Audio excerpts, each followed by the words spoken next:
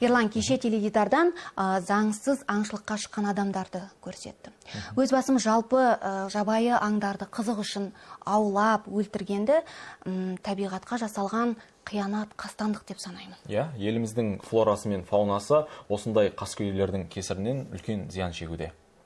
Осындайда азайып бара жатқан аңдарды дабыл қағып қызыл кітапқа енгізудің маңыздылығын ұғына түсесің.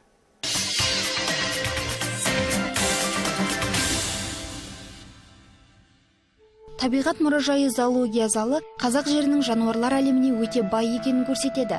Бүгінде омыртқалы жануарлардың 87 түрі қызыл кітапқа енген болса, мұражай байлығы бұл санның 1/4 бөлігіне тең. Зоологиялық экспозицияда таулы және тау бөктері ландшафтары жануарларының бірегей өкілдері, орманды, шөлді аймақты мекен ететіндер мен Қазақстан орнитофаунасының алуан түрлі құстары ұсынылған.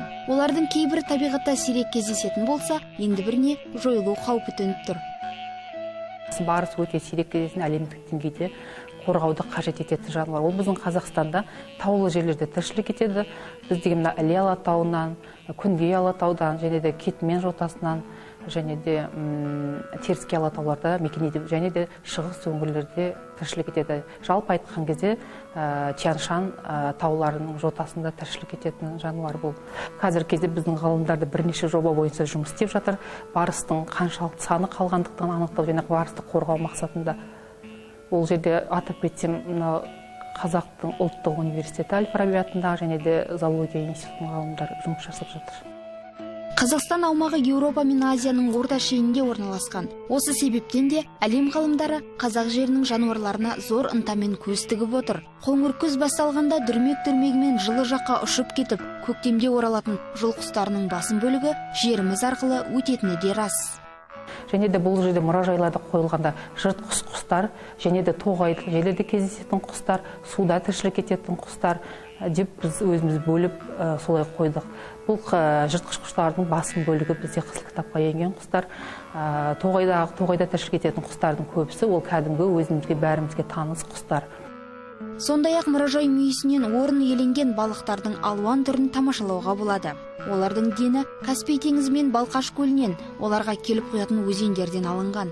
Десек те, дүние жүзі бойынша жануарлардың 10 миллионнан аса түрі болса, еліміз аумағында олардың көбі әлі жете зерттелмеген. Мұражай қоры әзірге омыртқасыз жануарлар түрімен толықтырылып отыр. Бұл қызыл кітапқа енген жануарларды қорғау мақсатында ұлттық табиғи бақтар, заповедниктер, заказниктер ашып жатыр. Солар арқылы қорғауды енді қолға алды қазір. Олардың айтап кетсем, олардың тіршілік ету ортасын қорғау мақсатында не үшін жануарлар жойыла бастайды? Олардың себептері тіршілік ортасының жойылуы, тіршілік ететін ортасының жойылуы, қоректерінің азаюы, осының бәрі олардың сиреуіне, жойылуына әкеліп соғады. Сондықтан бізде ең басты мақсат олардың тіршілік ортасын сақтау мақсатымен құрылып жатыр бұл ұлттық бақтар. Табиғат мұражайының негізгі мақсаттарының бірі жас ұрпақты тұмса табиғатты қастерлеуге баулу. Кез келген бала мұражай төріндегі экспонаттар арқылы оқулықтан алған білімдерін толықтыра отырып, туған елінің табиғи байлығына көз жеткізетін болады.